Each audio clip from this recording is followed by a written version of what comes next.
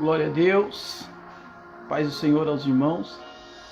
Irmãos, vamos fazer uma live falando sobre o livro do Apocalipse, sobre a grande tribulação, sobre o arrebatamento da igreja. Glória a Deus, tem alguns irmãos entrando. Essa live nós iremos falar sobre o livro do Apocalipse, capítulo de número 20. Vou deixar gravada essa live aqui no Instagram, tá bom? Se os irmãos puderem ir marcando alguém, os irmãos que forem entrando aí nessa live, vai marcando alguém, vai enviando aí para alguém, tá bom? Nos ajude aí, em nome de Jesus. Essa live nós vamos falar sobre o livro do Apocalipse. Luísa, Deus abençoe. Vamos fazer aí uma live falando sobre o livro do Apocalipse, capítulo de número 20. Livro do Apocalipse, capítulo de número 20. Eu sou o pastor Everton Brito. Estou aqui passando essa tarde, fazer essa live para compartilhar aí um pouquinho daquilo que eu tenho aprendido aí, né, no decorrer desses anos, tá bom? Livro do Apocalipse, capítulo de número 20. Nós iremos falar especificamente aí sobre o trono branco. Mas iremos falar um pouquinho sobre a grande tribulação, iremos falar um pouquinho sobre o arrebatamento da igreja, iremos falar um pouquinho sobre as duas testemunhas, tá bom? Então vai marcando alguém aí nos comentários aí, para que nós possamos interagir. Que Deus possa abençoar a vida de todos, em nome de Jesus. E nesse meio período, enquanto alguns irmãos estão entrando aí, eu vou estar aqui divulgando, né, anunciando os trabalhos que nós temos na nossa igreja. Assembleia de Deus, Ministério Vale da Bênção. Assembleia de Deus, Ministério Vale da Bênção, né? Aproveitar que a nossa amiga Luísa está aí com a gente. Luísa, se tiver saindo o som tudo certinho, dá um ok aí.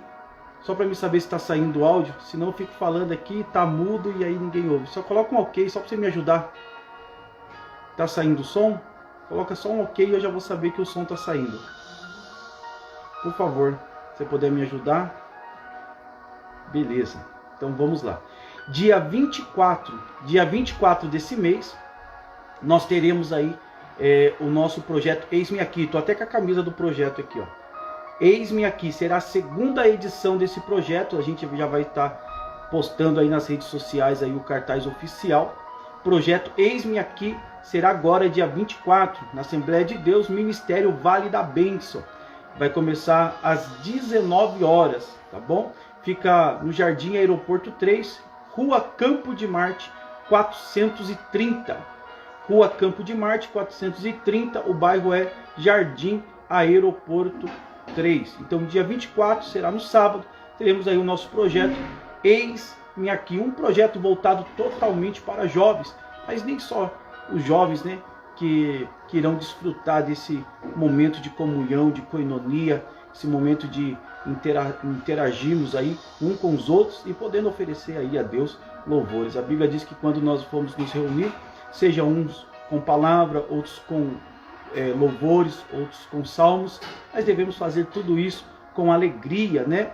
Como diz Salmo 133, quão bom e quão suave é que os irmãos vivam em comunhão, né? Essa comunhão, a koinonia, ela tem que estar acima de qualquer preconceito, porque preconceito é aquilo que nós achamos, conceito formado é aquilo que define o nosso caráter, aquilo que nós somos, né? Aquilo que nos rege, aquilo que nós demonstramos todos os dias. Então, eu peço aí, os irmãos, aqueles que podem, não tiverem trabalho aí nas suas igrejas, venham estar conosco no dia 24 desse mês, dia 24 de agosto, nós estaremos ali com o projeto Eis-me Aqui, na Assembleia de Deus, Ministério Vale da Bênção, Rua Campo de Marte 430, tá bom? Espero você em nome de Jesus. Vamos lá? Tá com a sua Bíblia aí? Eu tô com a minha aqui, ó. Deixa eu virar a capa dela. Eu gosto muito dessa Bíblia. Apologética Cristã. Vamos lá? Abre a sua Bíblia aí em Apocalipse, capítulo de número 20. Livro do Apocalipse, capítulo de número 20, para que nós possamos aí estar meditando numa porção da parte de Deus. Livro do Apocalipse, capítulo de número 20. O verso é o de número 11 em diante. A epígrafe do texto, né, que é aquela parte que está em negrito, como se fosse um cabeçalho, está escrito assim, ó, o juízo final. Apocalipse, capítulo 20, do verso de número 11 em diante. Eu vou fazer a leitura desse texto, nós fazemos uma oração e aí nós damos continuidade naquilo que o Espírito Santo nos conduzir para falar nessa tarde, tá bom? Então vamos lá, Apocalipse capítulo de número 20, verso de número 11 em diante, escrito está: E vi um grande trono branco, e o que estava sentado sobre ele, de cuja presença fugiu a terra e o céu, e não se achou lugar para eles. E vi os mortos, grandes e pequenos, que estavam diante do trono, e abriram os livros, e abriu-se o livro que é o livro da vida, e os mortos foram julgados pelas coisas que estavam escritas nos livros, segundo as suas obras. E deu o mar os mortos que nele havia, e a morte e o inferno deram os mortos que nele haviam, e foram julgados cada um segundo as suas obras. E a morte e o inferno foram lançados no lago de fogo. Esta é a segunda morte. E aquele que não foi achado escrito no livro da vida foi lançado no lago de fogo. Vamos para o capítulo de número 21, verso de número... Vamos ver... Verso de número 4 em diante. Está escrito assim: E Deus limpará dos seus olhos todas as lágrimas, e não haverá mais morte, nem pranto, nem clamor, nem dor, porque já as primeiras coisas são passadas. E o que estava sentado sobre o trono disse: Eis que faço nova todas as coisas. E disse-me: Escreve, porque estas palavras são verdadeiras e fiéis. E disse mais: Está cumprido. Eu sou o Alfa e o Ômega, o princípio e o fim. E quem quer que tiver sede, de graça lhe darei da fonte da água da vida. Quem vencer, herdará todas as coisas, e eu serei seu Deus, e ele será meu filho. Mas quanto aos tímidos, aos incrédulos e aos abomináveis, aos homicidas, aos fornicadores, aos feiticeiros, aos idólatras e todos os mentirosos, a sua parte será no lago que arde com fogo e enxofre, o que é a segunda morte. Amém? Vamos fazer uma oração? Você que pode, feche seus olhos, oremos ao Senhor nessa tarde.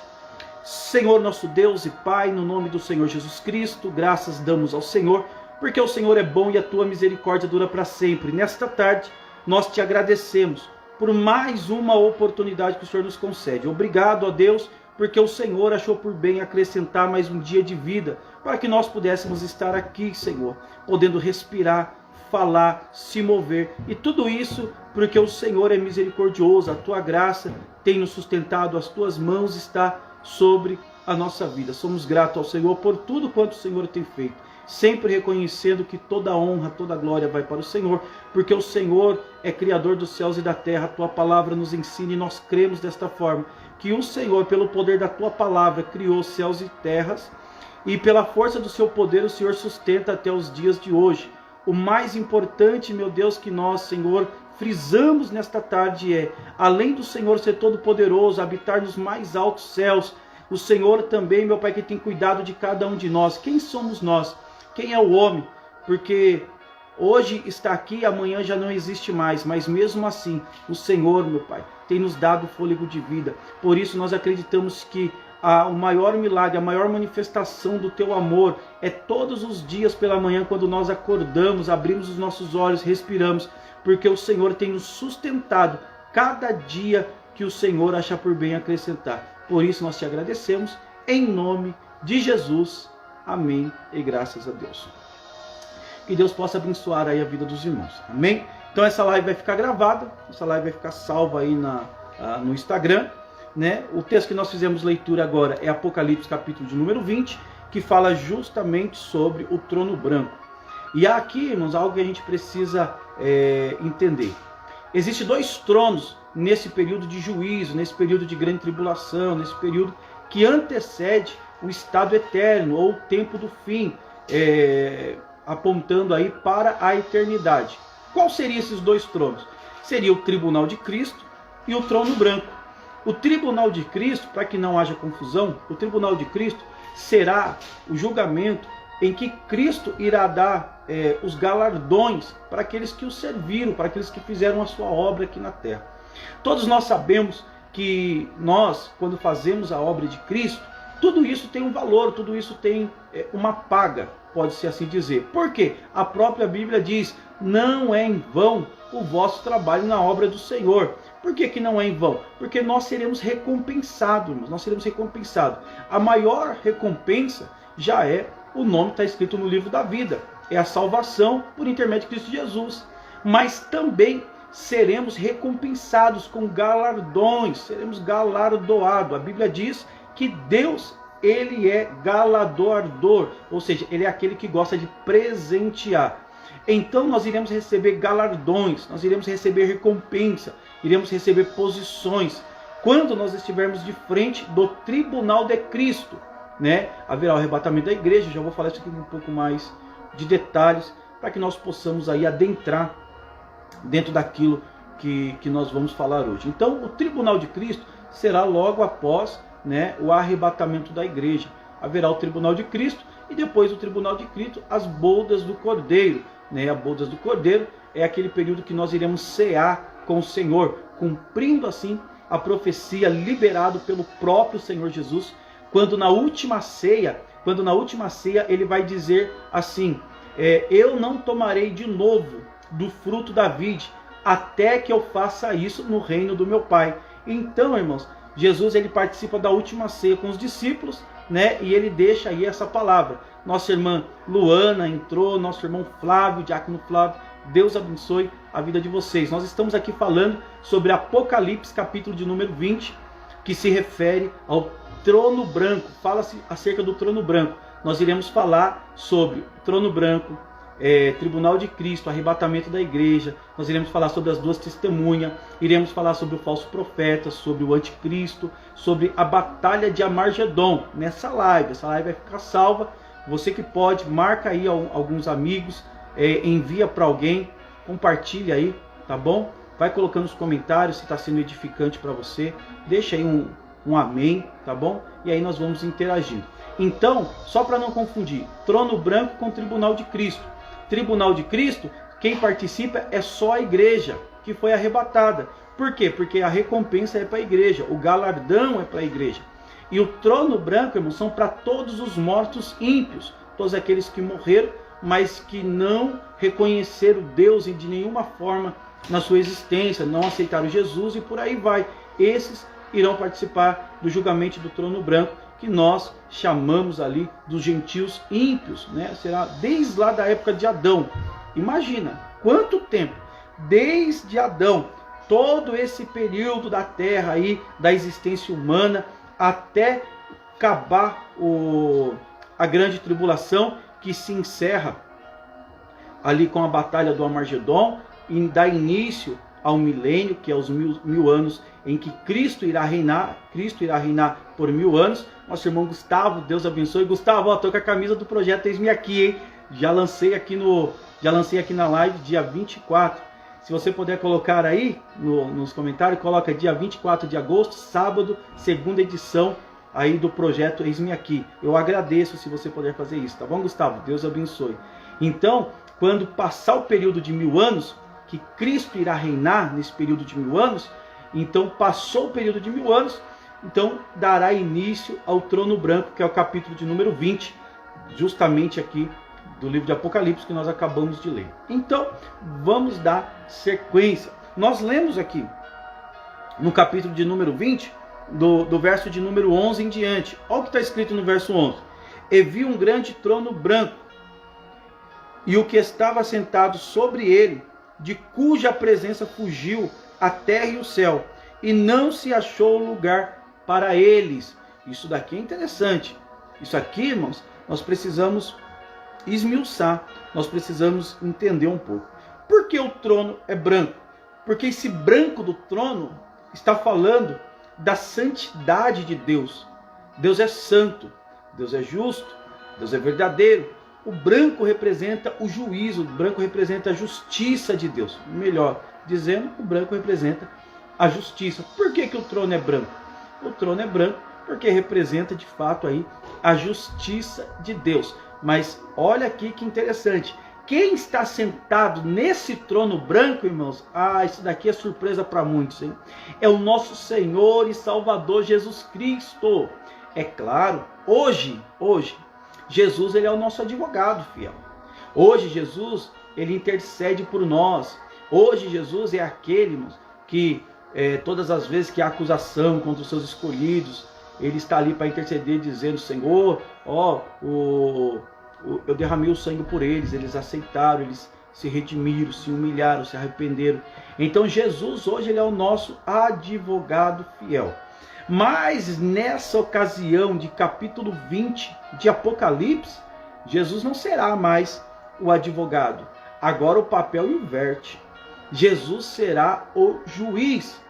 E esse juiz aqui do Apocalipse capítulo 20, irmão, não se engane.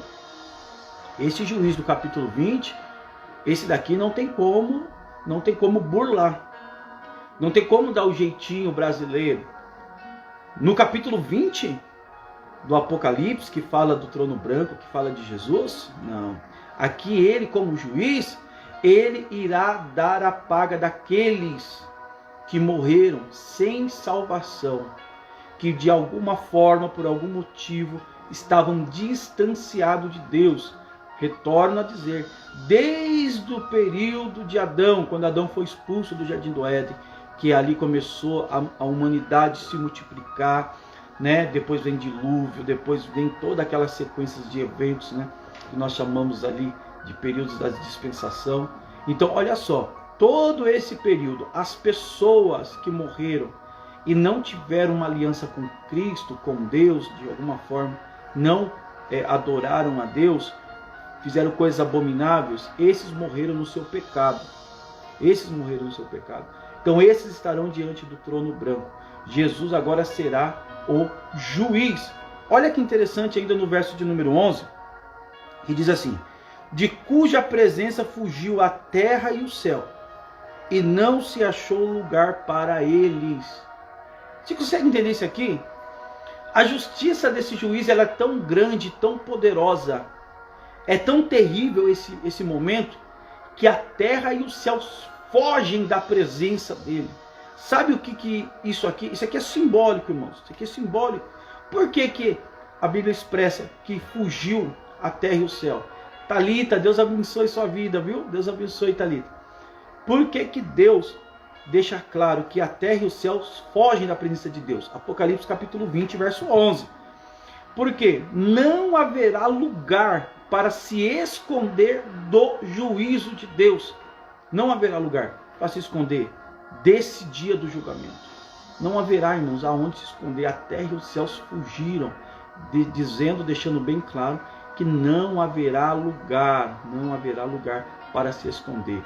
Tá bom? Então, Apocalipse capítulo 20, do verso 11 em diante, está falando do trono branco. Pastor, mas onde a igreja estará nesse meio tempo? O que a igreja estará fazendo? Onde a igreja estará? É simples. O que a Bíblia diz? A Bíblia diz que haverá o arrebatamento da igreja. Isso daqui não é segredo para ninguém. Todos nós sabemos que a igreja será arrebatada. A igreja será arrebatada. Só tem uma confusão aí que o povo faz, viu? Só tem uma confusão aí que o povo faz. O povo acha que o arrebatamento será num abrir e fechar de olhos. Não, está errado isso daí. O arrebatamento não será num abrir e fechar de olhos. O arrebatamento, irmãos, vai ser um período especial em que haverá grandes colheitas de almas, tá? Então, quando você ouve aí, Deus tem um grande reavivamento para as nações, tem uma nuvem do reavivamento, aí isso daí é o período do arrebatamento. Eu já vou te explicar isso daí. O que será então no abrir e fechar de olhos? Como tem um louvor que nós cantamos, né? Tem um louvor que nós cantamos que o arrebatamento será no abrir e fechar de olhos? Não. O que será no abrir e fechar de olhos? Será a transformação. A transformação. Para não ficar nas minhas palavras, vamos lá. Primeira carta do apóstolo Paulo à igreja de Corinto. Quer tirar a prova isso daí? Primeira carta do apóstolo Paulo à igreja de Corinto. Eu vou fazer leitura para você. Se encontra no capítulo de número 15. Você pode aí consultar na sua Bíblia. Primeira carta do apóstolo Paulo à igreja de Corinto, capítulo de número 15. E o verso é o de número 40. Deixa eu achar aqui. O verso é o de número 40. Vamos ler? Está entrando aí alguns irmãos. Felipe, Deus abençoe. Felipe é um grande exegeta. Felipe, Deus abençoe, viu? Ó, irmãos, estou com a camisa aqui do Eis-me Aqui, viu? Dia 24, não se esqueça, dia 24, projeto Eis-me Aqui. Vai ser na nossa igreja, na Assembleia de Deus Ministério Vale da Bênção. Será a segunda edição. A primeira foi uma bênção. Quem esteve lá presenciou a glória de Deus naquele lugar. O segundo não será diferente. Deus vai manifestar algo sobrenatural e poderoso. Nós estamos fazendo leitura de Apocalipse capítulo 20, verso 11, o trono branco. Só que nós precisamos falar um pouco aqui acerca do arrebatamento, acerca da transformação, né? Os irmãos que estão entrando aí, Deus abençoe a vida de cada um dos irmãos. Vamos lá tirar dúvida disso aqui. O que será um abrir e fechar de olhos? O que será que vai acontecer num abrir e fechar de olhos? Primeira carta do apóstolo Paulo à igreja de Corinto, capítulo de número 15, verso de número 40. Escrito está: e há corpos celestes e corpos terrestres, mas uma é a glória do celeste e outra a dos terrestres. Só para a gente entender um pouquinho sobre isso aqui, quando fala de corpo terrestre e celeste, está falando daqueles que já estão em Cristo, né? Que dormem.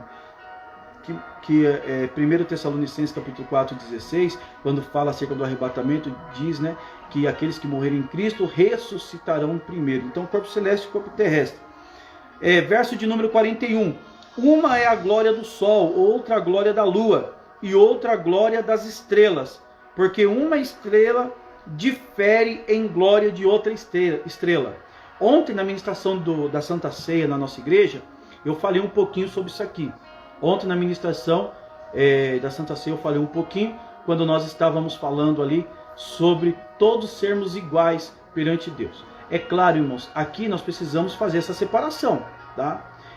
Ministérios, frutos da adoração, é isso? Frutos da adoração, Deus abençoe. Os irmãos que estão entrando aí, vai colocando um amém, um glória a Deus, né? Só para interagir com a gente aí no Instagram aí, tá bom? Coloca um amém, coloca um glória a Deus. Se não for incomodar os irmãos, eu peço por gentileza, faz isso pela gente.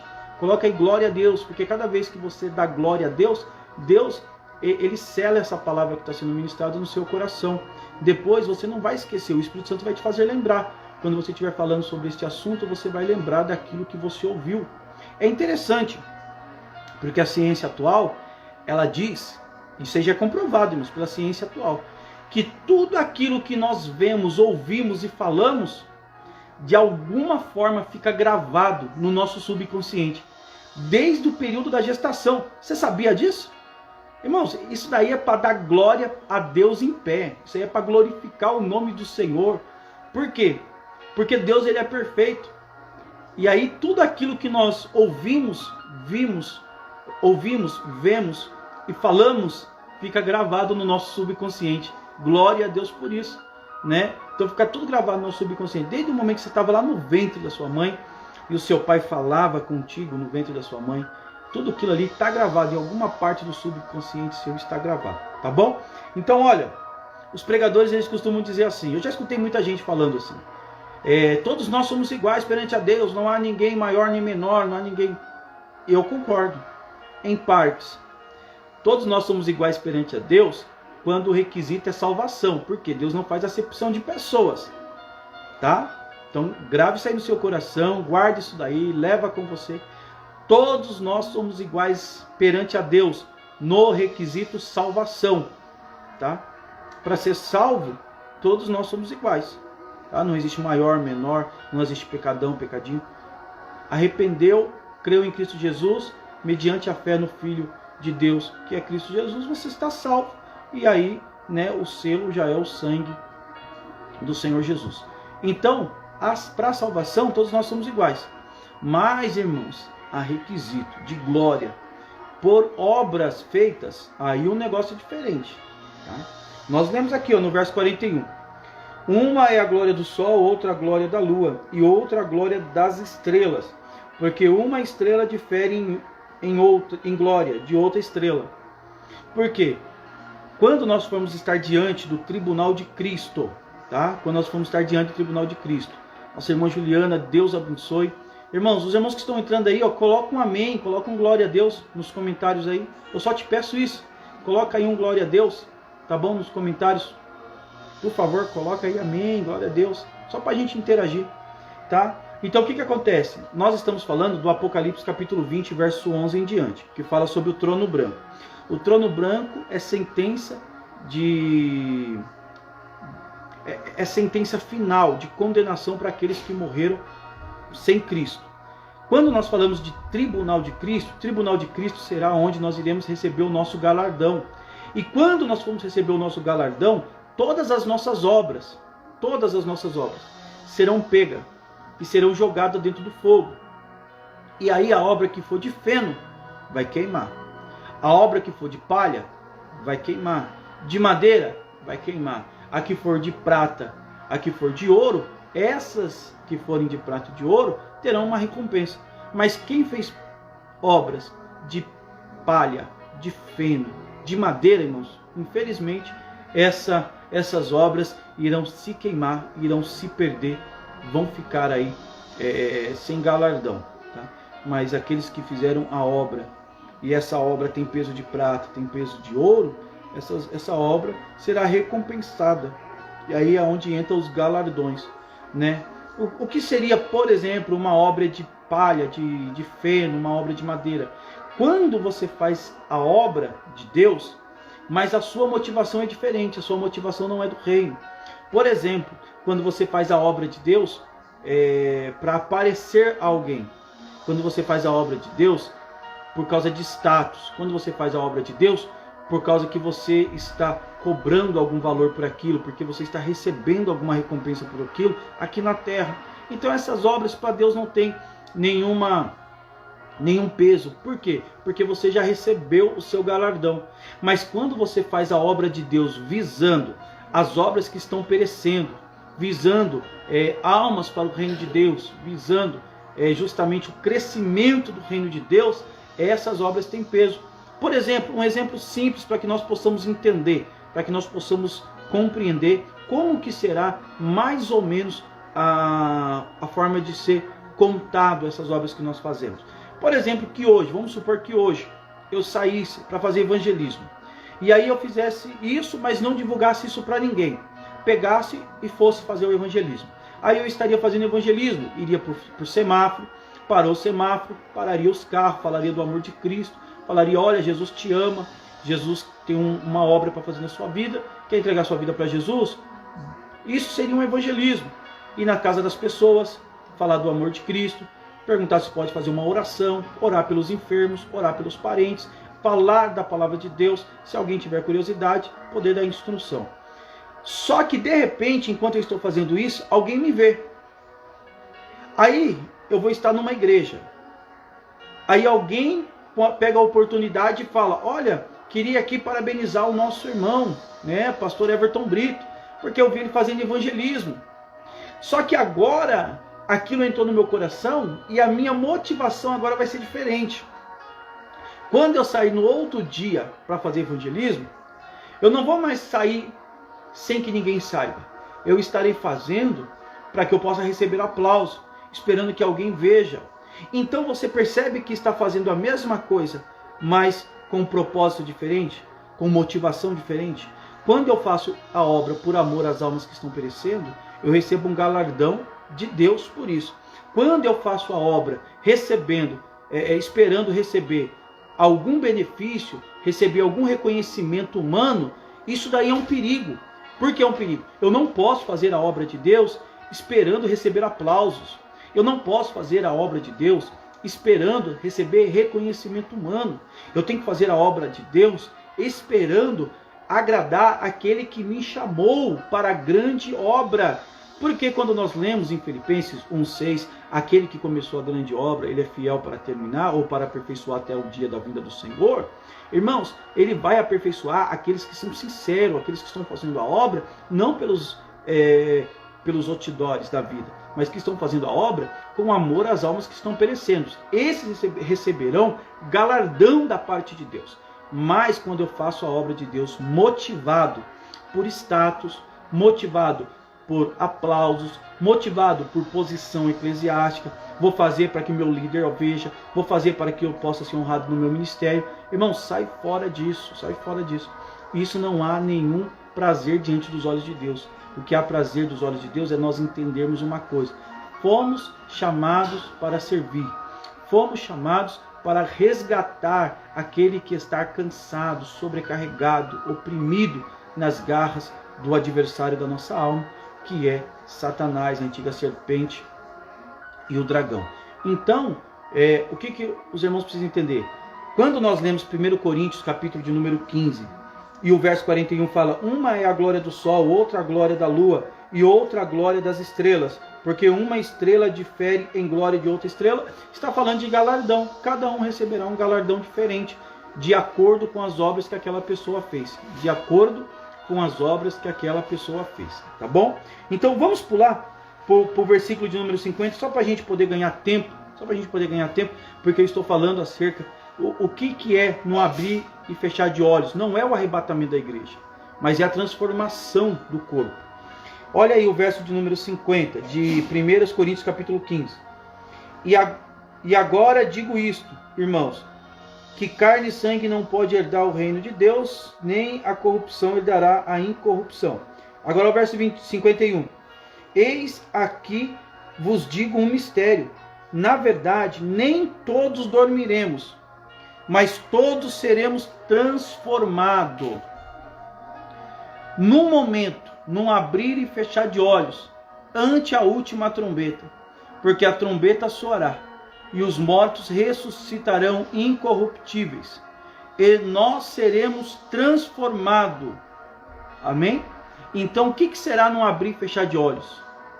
O que será num abrir e fechar de olhos? A transformação. A transformação será no abrir e fechar de olhos. E como será o arrebatamento da igreja? Como será o arrebatamento da igreja? As pessoas acham que o arrebatamento da igreja será algo rápido. Soou o som da trombeta, como nós lemos em 1 Tessalonicenses capítulo 4, verso de número 16 em diante, quando fala: o mesmo Senhor descerá do céu com voz de arcanjo, alarido, trombeta de Deus. Aqueles que morreram em Cristo ressuscitarão primeiro. Nós que estamos vivos teremos o nosso corpo transformado, né? Como que será o arrebatamento da igreja? A Bíblia não dá muitos detalhes, mas, porém, nós temos um modelo a ser seguido. Qual é o modelo que nós seguimos? O modelo que nós seguimos, irmãos, é a pessoa de Cristo. Jesus é o modelo a ser seguido. Então, da mesma forma que aconteceu com Jesus, irá também acontecer conosco. Jesus não morreu e ressuscitou? Nós estamos esperando que, se nós morrermos antes do arrebatamento da igreja, nós iremos ressuscitar. Jesus não teve um corpo glorificado? Nós teremos o nosso corpo transformado. O nosso corpo será imortalizado, será um corpo transformado, não será um corpo igual de Cristo, glorificado, como ele se descreve ali, é descrito por João na ilha de Patmos, no livro do Apocalipse. Não, o nosso corpo será um corpo transformado para que nós possamos viver aí a eternidade, tá bom? Mas olha que interessante, como que vai ocorrer o arrebatamento da igreja. Está preparado? Abre a sua Bíblia. Atos dos Apóstolos, capítulo de número 1. Atos dos Apóstolos, capítulo de número 1. Atos, capítulo de número 1. Vamos ver?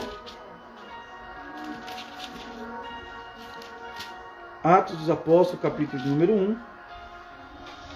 Do verso de número 2 em diante.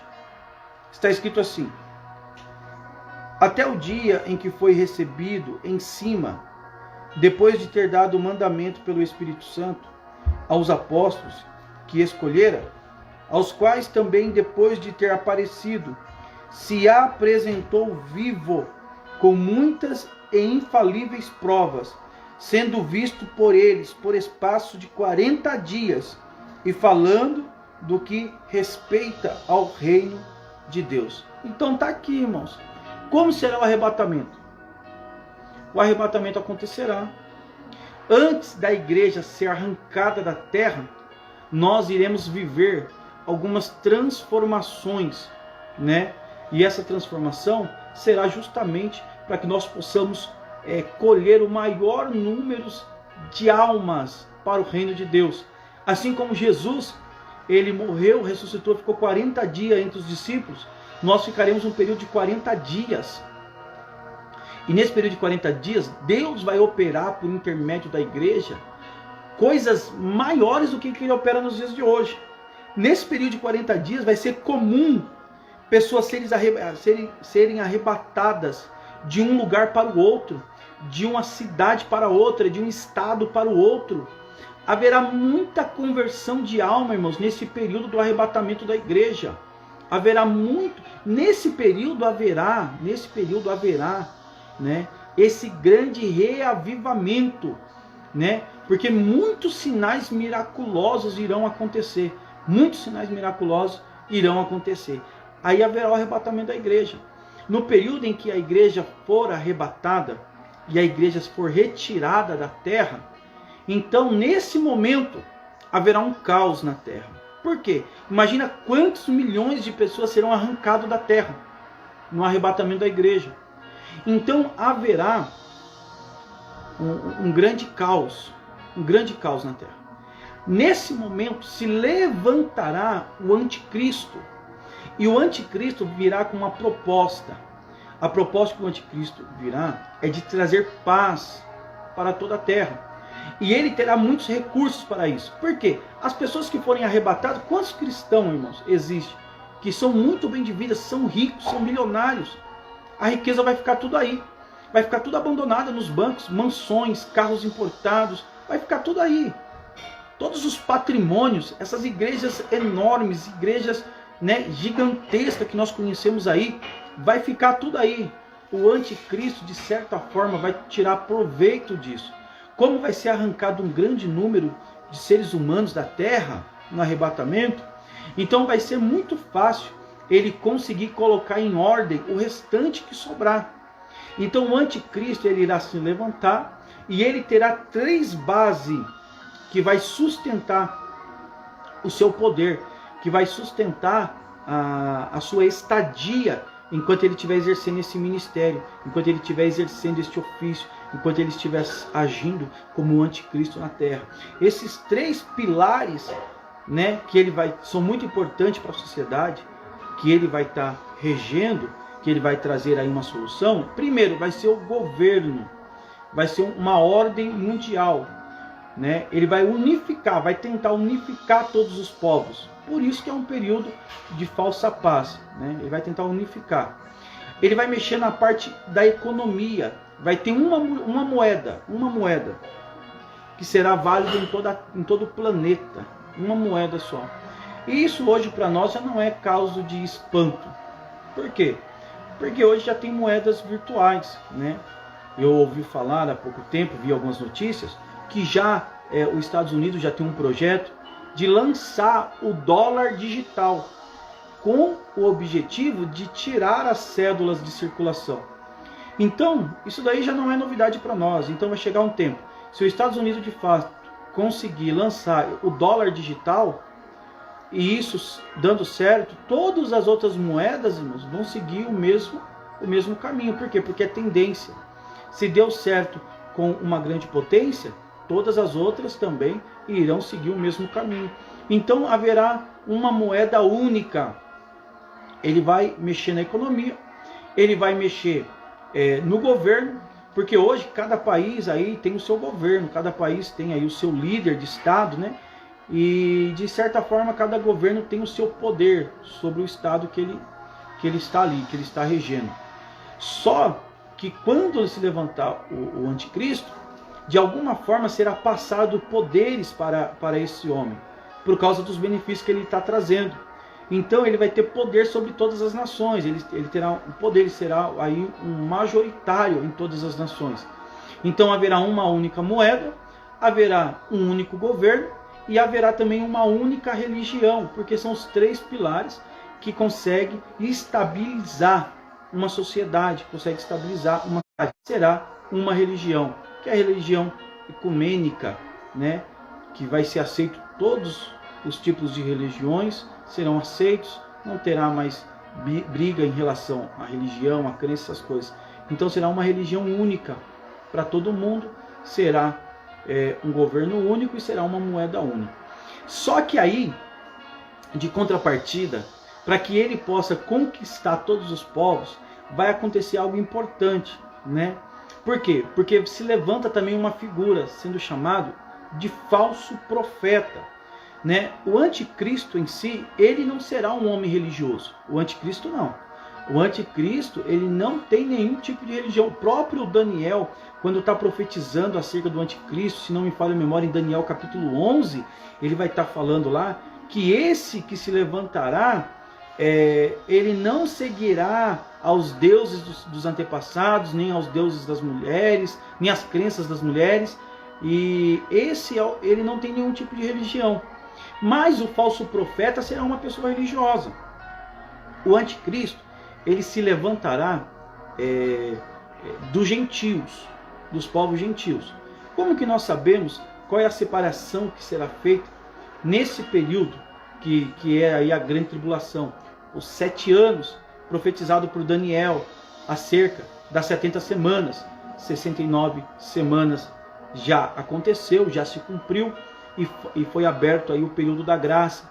O relógio escatológico ele para e depois, com o arrebatamento da igreja, será então dado aí início à grande tribulação. O relógio escatológico volta a funcionar porque a igreja foi retirada. E nesse período vai se cumprir a última semana da profecia de Daniel, referente a esse período de grande tribulação, que desde a antiga aliança, desde do Antigo Testamento, né, ele já é falado sobre o dia da ira de Deus, o dia do juízo final, o dia do julgamento, né, que é falado por Miqueias, é falado por Jeremias, é falado por Joel, grande e terrível dia do Senhor, que é profetizado aí no Antigo Testamento, já apontando justamente para a grande tribulação. Então, o que acontece? Esse falso profeta que se levantará, esse falso profeta, de alguma forma, ele virá ali do Oriente Médio, né? É o que a Bíblia nos ensina. Porque quando nós lemos Apocalipse, capítulo de número 13, fala de 2 bestas. Uma besta que emerge da água e uma besta que emerge da terra. A besta que emerge da água, como nós temos conhecimento, deixa eu só... A besta que emerge da terra é o falso profeta. A besta que emerge das águas é o anticristo. Como o próprio livro do Apocalipse fala, né, essas muitas águas, quando está sendo esclarecido a visão para João, ele fala assim, essas grandes águas, essas muitas águas são os povos de todas as nações, línguas, tribos e etnias, falando de pessoas. Então, a besta que emerge da água é o anticristo. A besta que emerge da terra é o falso profeta. A besta que emerge da terra vai vir ali, irmãos, do Oriente Médio, né? Não sabemos o território exato, se vai surgir de Israel ou se ali dos árabes, né? Se vai ser uma acessão do território árabe ou se vai ser uma acessão ali do próprio território de Israel. Mas o que acontece? O anticristo, ele vai surgir das nações gentílicas, né? E o falso profeta, ele vai surgir do Oriente Médio, e o falso profeta, ele vai trazer alguns sinais que vai autenticar aquilo que ele diz ser. Lembra quando nós lemos o livro de Malaquias? O último versículo de Malaquias está fazendo menção a um profeta chamado Elias. Então, quando se trata do povo de Israel, para eles, aqueles que não são messiânicos, eles não reconhecem Jesus como seu Messias. Eles não reconhecem. Isso aí é fato. Então, para eles que não reconhecem Jesus como seu Messias, eles não reconhecem também o Novo Testamento. Para eles, a Bíblia encerra no livro do profeta Malaquias. O livro do profeta Malaquias é o último livro que fecha toda a Torá, que fecha os livros sagrados. Eles não reconhecem os livros do Novo Testamento. Tá? Então, quando nós vemos, eu vou até ler, quando nós lemos ali Malaquias, capítulo de número 4, verso de número 4 e verso de número 5, vai fazer menção sobre o surgimento do profeta Elias, tá? O surgimento do profeta Elias. E esse falso profeta que vai surgir no período da grande tribulação, ele será um falso Elias. Ele será um falso Elias. Ó, capítulo de número 4 de Malaquias, verso de número 5.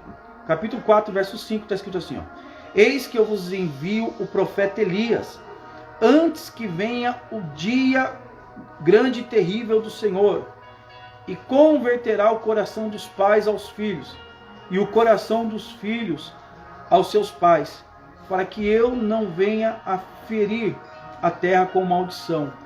Então, esse falso Elias, que vai surgir, que será o falso profeta, ele vai fazer com que os sinais que ele opera testificam quem ele é. Quer ver? Abre Apocalipse capítulo 11. Apocalipse capítulo 11 fala mais detalhado acerca disso. Vai tratar também já do assunto das duas testemunhas, que nós iremos fazer leitura. E fala também acerca do falso profeta. Ó, capítulo 11 de Apocalipse.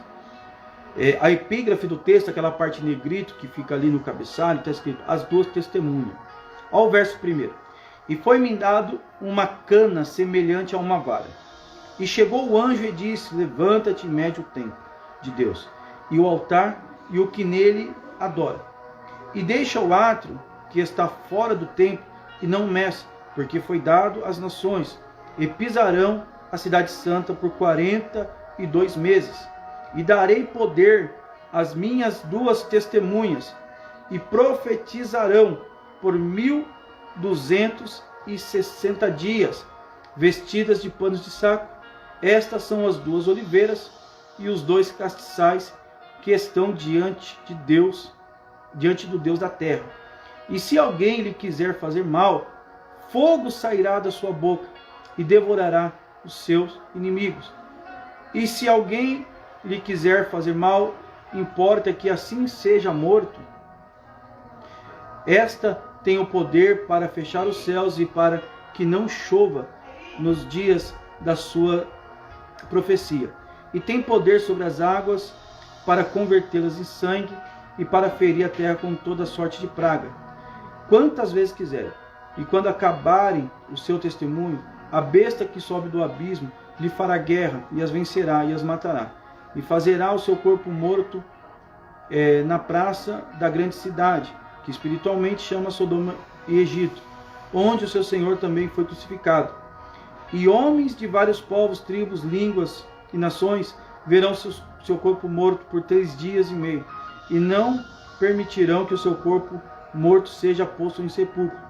Os que habitam na terra regozijarão sobre eles e se alegrarão e mandarão presente uns aos outros, porque esses dois profetas tinham atormentado os que habitam sobre a terra. Aqui está falando das duas testemunhas. Se não me falha a memória, Apocalipse capítulo 13, ele vai estar falando acerca desse falso profeta, que está falando das bestas que saem da água e a besta que sai da terra. E ali vai falar que ele terá poder também de trazer fogo do céu. Então, quando ele fizer esse sinal, o povo de Israel vai entender que esse é o Elias que eles estavam esperando. E automaticamente, esse falso profeta, ele vai apontar este homem, o anticristo, como o falso Messias. Só que para ele será o Messias esperado, porque vai trazer paz para todas as nações.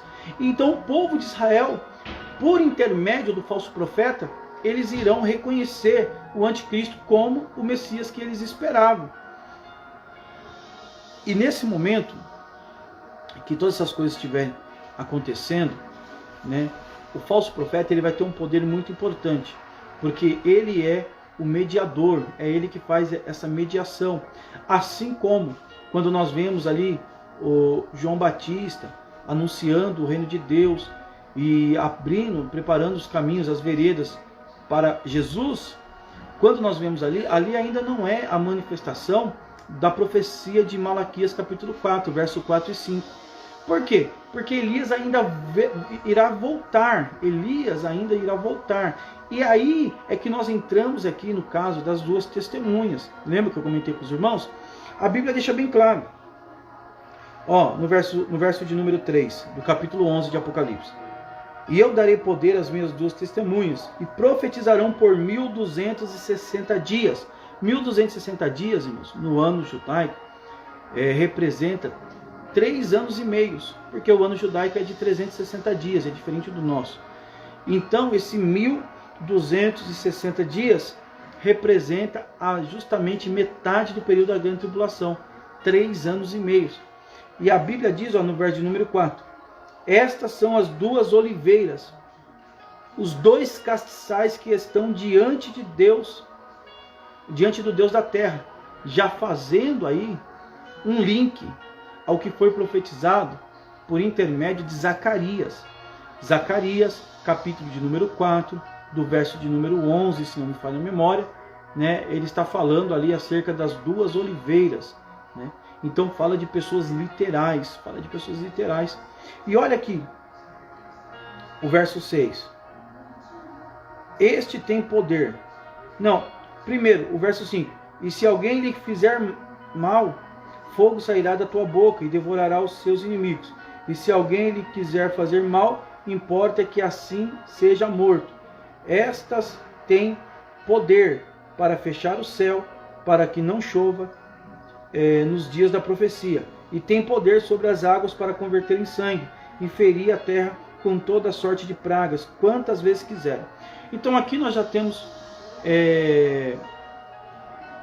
como desvendar quem será essas duas testemunhas. Porque olha os 4 sinais que deixa bem claro aqui. Primeiro, sairá fogo da sua boca, que é um fogo sobrenatural. Quem é no Antigo Testamento que pôde fazer cair fogo do céu? Elias. Fala também que vai ter poder para cerrar o céu, não vai chover. Mais um sinal que é do profeta Elias. Aí depois fala, converter água em sangue e trazer pragas sobre toda a terra. 2 sinais que era também manifesto pela vida de Moisés, quando Moisés vai tirar o povo do Egito. Então você olha aqui, você vê que tem 4 sinais, que dá 2 sinais para Elias, 2 sinais para Moisés. Eu acredito que as 2 testemunhas serão Elias e Moisés, até porque quando nós vemos lá nos evangelhos o monte da transfiguração, quem aparece com Cristo ali? Moisés e Elias, né? Eles aparecem no monte da transfiguração. E depois dos sinais que nós vemos aqui, ele deixa bem claro, ele aponta para esses 2 homens, para Moisés e para Elias. Eles terão poder, Aí a Bíblia diz, no verso número 7, e quando acabar o seu testemunho, a besta que sobe do abismo lhe fará guerra, e as vencerá e as matará. E jazera o seu corpo morto na praça da grande cidade que espiritualmente chama Sodoma e Egito. Se a gente ler até aqui, fica meio difícil de saber qual cidade é essa. Sodoma e Egito. Por quê? Sodoma fala de perversão sexual. Fala de uma cidade iníqua, perversa. E Egito fala de uma cidade, de um lugar que escraviza, opressora, que oprime. Então, quando nós continuamos lendo o texto, fala no verso 7, no verso de número 8, né, fala de Sodoma e Egito, fala, onde o seu Senhor também foi crucificado. Então nós entendemos que está falando de Jerusalém, que vai ser mudado o nome por causa dessas 2 opressões, por causa que quem estará liderando a cidade será um iníquo, né, será o anticristo, e ali será uma opressão sobre as pessoas. Verso de número 9, e homens de vários povos, tribos, línguas, nações, verão seu corpo morto por 3 dias e meio, e não permitirão que o seu corpo morto seja posto em sepulcro. E os que habitam na terra regozijarão sobre eles, e se alegrarão, mandarão presentes uns aos outros, porquanto esses 2 profetas tinham atormentados os que habitam sobre a terra. Depois daqueles 3 dias e meio, o Espírito de vida, vindo de Deus, entrou neles, e puseram-se sobre os pés. Caiu grande temor sobre os que o viram. E ouviram uma grande voz do céu que lhe dizia, subi cá. E subiram ao céu numa nuvem, e os seus inimigos os viram. Aquela mesma hora houve um grande terremoto, e caiu 1/10 parte da cidade. E no terremoto foram mortos 7.000 homens. e os demais ficaram muito aterrorizados e deram glória a glória a Deus do céu. Então você entende? Eles estarão mortos, porque a besta que surge do abismo travou uma guerra com eles, venceu. Eles estarão postos no centro da cidade, não irão enterrar ele. Por quê? Porque eles estão falando, esses daí, que nesse período estará pregando acerca de Jesus, para que as pessoas possam aceitar Jesus. Imagine, na grande tribulação, ninguém mais vai crer em Jesus. O povo das nações já não acredita hoje. Naquele tempo não vai acreditar mesmo, né? E nós sabemos que a grande tribulação, nós sabemos que toda a história é tratada com 3 grupos de pessoas: Igreja, Israel e nações. Igreja, Israel e nações. Por exemplo, lá em Atos capítulo 15, no concílio de Jerusalém, já tem essa separação: Igreja, Israel e nações. E quando nós vemos Romanos capítulo 10, se não me falha a memória, Paulo também fala acerca de Igreja, Israel e nações. Então quem é a igreja? Aqueles que aceitam Jesus como único e suficiente Salvador.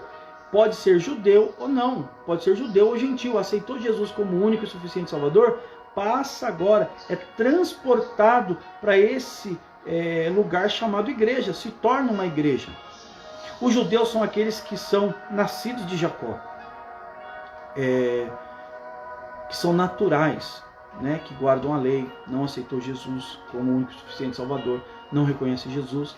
E as nações são aqueles que não são de Israel e também não aceitaram Jesus como seu único e suficiente Salvador. Então existem esses 3 povos.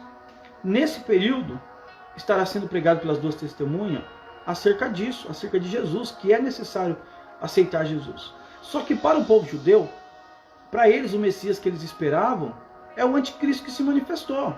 Para eles está tudo certo, as profecias se cumpriram, não tem mais o que esperar, não tem o que acreditar. E as outras nações não acreditam em Jesus hoje, naqueles tempos também não vai acreditar. Serão as nações ímpias, serão aqueles que aceitaram a marca da besta, serão aqueles que faz coisas abomináveis a Deus, e para esses não tem salvação. Aceitou a marca da besta, acabou, irmãos, não há mais salvação. Então o que acontece? Quando essas 2 testemunhas morrem, todas as nações irão se alegrar. Por quê? Porque todas as nações estarão vendo o que está acontecendo em Jerusalém, em Israel nesse período, né? Porque todas as câmeras do mundo estarão voltadas para lá, porque o anticristo vai reinar de lá. Então todas as câmeras estarão voltadas para lá. Lembra? Um só governo, ele será o líder maior, todas as câmeras estarão voltadas para ele, todos os orofoles estarão voltados para ele.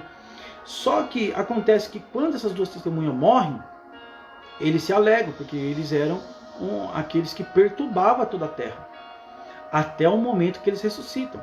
Quando eles ressuscitam e a voz chama eles para o céu e eles sobem em uma nuvem e vai para o céu, nesse momento o povo de Israel, a ficha cai, eles vão saber que o que eles falavam era verdadeiro. E aí nesse momento acontecerá algumas coisas. Por quê?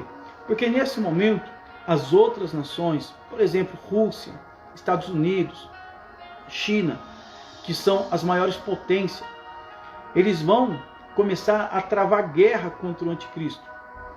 Eu estou passando rápido aqui para a gente poder entender. Como que vai haver essas coisas? Tudo isso está profetizado em Ezequiel capítulo de número 38. Ezequiel capítulo de número 38 vai falando acerca dessas coisas, vai discorrendo todo esse cenário, vai decorrendo todas essas coisas que acontecerão nesse período, né? E é até interessante nós lermos Ezequiel 38 para nós entendermos um pouco. Ezequiel 38 e 39 vai estar narrando um pouco acerca desse acontecimento. Veio mais a minha palavra do Senhor dizendo: Filho do homem, dirige o rosto contra Gog, terra de Magog, príncipe chefe de Meseque e Tubal, e profetiza contra ele. E diz assim: diz o Senhor Jeová, eis que eu sou contra ti, ó Gog, príncipe do chefe de Meseque e Tubal, e te farei voltar, e porei anzóis no teu queixo, e levantarei a ti com todo o teu exército, cavalos, cavaleiros, todos vestidos bizarramente, congregações grandes, com escudos e rodela. manejando todas as espadas, persas, etíopes e os de Put, com eles todos com escudos e capacetes. Gomer e toda a sua tropa, e a casa de Togarma, da banda do norte, e todas as suas tropas, muitos povos contigo. Prepara-te, sim, dispõe-te de toda a tua congregação, que se reúne a ti e serve-lhe de guarda. Quando nós vemos Ezequiel, capítulo de número 38, que fala profecia contra Gog, isso aqui é interessante. Por quê? Porque Gog fala de um homem, Magog de um território. Esses daqui são descendentes dos filhos de Noé, de Jafé, são aquela região árabe ali, aquela região do Oriente Médio, os árabes. Quando nós lemos que fala de Meseque e Tubal, está falando da Rússia, né? Na Rússia, Meseque e Tubal. Então o que acontece? Hoje nós vemos aí a guerra da Rússia contra a Ucrânia, porque a Ucrânia já fez parte do território da Rússia quando era a antiga União Soviética, e hoje a Rússia ela pretende conquistar a Ucrânia para que volte a ser um território só, e assim ela se torna de novo uma potência, aonde ela vai conseguir fazer várias alianças com os árabes e eles travar guerra contra Israel. Porque assim, o que acontece? Hoje nós temos como grande potência Estados Unidos junto com a Europa, a China, que também é uma grande potência, e a Rússia, que é uma grande potência. Essas três grandes potências, elas estão em uma falsa harmonia. E isso acontece por quê? Porque na verdade, entre elas, uma quer sobressair entre a outra. A Rússia está agindo de estratégia, porque se ela conseguir conquistar a Ucrânia é um lugar menor do que a atual Rússia, mas o que acontece? Ela tem as melhores terras, as terras mais férteis. Se a Rússia conseguir dominar a Ucrânia e se tornar um território só, como foi na antiga União Soviética, eles vão conseguir então persuadir todas as outras cidades ali, justamente do Oriente Médio, da Arábia, e automaticamente eles vão ficar dependentes da Rússia, e a Rússia vai conseguir colocar um jugo sobre essas cidades, fazendo aliança com eles, para que eles possam travar guerra contra Israel, contra Jerusalém, que nesse período, que já vai estar caminhando para o final da grande tribulação, naqueles períodos de 3 anos e meio, de grande tormenta, de grandes guerras e tudo mais, que Apocalipse vai dizer daquela mulher que foge para o deserto, que já são aqueles judeus que vão reconhecer o que foi falado sobre, através das 2 testemunhas, vão reconhecer que o anticristo, ele é falso Messias, que ele é aquele cavalo branco que veio no Apocalipse capítulo de número 6, e o que eles estão aguardando é o cavalo branco do Apocalipse de número 19, que é o verdadeiro Messias, que da sua boca sairá uma espada, né? Esse é o verdadeiro Messias. O do capítulo de número 6 é um falso Messias, é o anticristo, que ele vem com um arco, ele sai para vencer. O nosso já é vencedor. O verdadeiro Messias já é vencedor. Aquele ali do Apocalipse capítulo 6, ele sai para vencer. Então o que acontece? Nesse período, os judeus que reconhecerem, né, que aquelas 2 testemunhas estavam pregando a verdade, eles vão ter que fugir para o deserto. Nesse momento o anticristo vai se revelar, ele vai invadir o templo, vai exigir adoração a ele vai colocar uma estátua para ser adorada. A Rússia vai convencer, né, aquelas cidades da Arábia, eles vão se reunir contra o anticristo para poder ganhar o território que é a Terra Santa, que é a Jerusalém, para que eles possam ter poder e autoridade.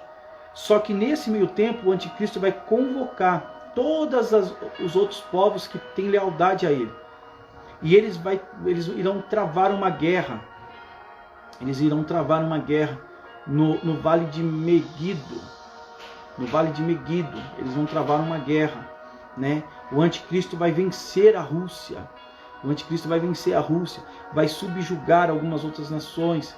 E nesse período estará finalizando aí a grande tribulação, né? Esses exércitos, haverá um terremoto, esses exércitos, muitas pessoas irão morrer na grande tribulação. O anticristo estará sentado nesse terceiro templo que está para ser erguido. Essa guerra entre o anticristo e contra a Rússia, essa será a terceira guerra mundial. Essa batalha de Armagedon será a terceira guerra mundial. Nós não estaremos mais aqui, nós já teremos sido arrebatados, estaremos com Cristo na glória, desfrutando daquilo que está reservado para a igreja. Aí nesse momento, Cristo descerá do céu, porque estará se findando os 7 anos da grande tribulação. Foi profetizado por Daniel acerca das 70 semanas. Já vai ter passado o período das tribunal de Cristo, os bodas do Cordeiro. Nós estaremos descendo, Cristo junto com os anjos, milhares e milhares de anjos, junto com a igreja gloriosa. Então Jesus irá vencer esses exércitos, né? Que será formado aí a batalha do Armagedon no vale de Meguido. E aí sim, irmãos, dará início ao milênio. Cristo irá dar início ao milênio, onde ele irá governar por 1000 anos. Depois de 1000 anos, Satanás será solto por mais um tempo. E aí vai conseguir ainda enganar, seduzir a muitos, até que acontece o período do trono branco, onde haverá aí uma purificação da terra. Os mortos que morreram sem Cristo serão julgados, como nós lemos lá em Apocalipse, capítulo de número 20, do verso 11 em diante. Serão destruídos, falso profeta, anticristo, a besta que sai do abismo, que é Satanás, né, o dragão, a antiga serpente, serão todos destruídos. E aí dará início ao tempo eterno. E aí nós iremos viver a eternidade com Cristo. Amém? Deus abençoe a vida de todos. Você que ficou conosco aí até o final, Deus abençoe tua vida, tua casa, tua família. Lembrando, eu sou o pastor Everton Brito, da Assembleia de Deus Ministério Vale da Bênção. A nossa igreja é localizada em Mogi, no Mogi das Cruzes, né? Bairro Jardim Aeroporto 3, na rua Campo de Marte 430. Os cultos são dia de terça, quinta e domingo, às 7h30 da noite. Quando temos algum evento especial, como teremos o nosso evento, a segunda edição do projeto Eis-me Aqui, será no dia 24 agora de agosto. Então, você esteja conosco adorando a Deus lá com a gente, e assim Jesus ele é glorificado. Deus abençoe a tua vida, a tua casa, a tua família, em nome de Jesus.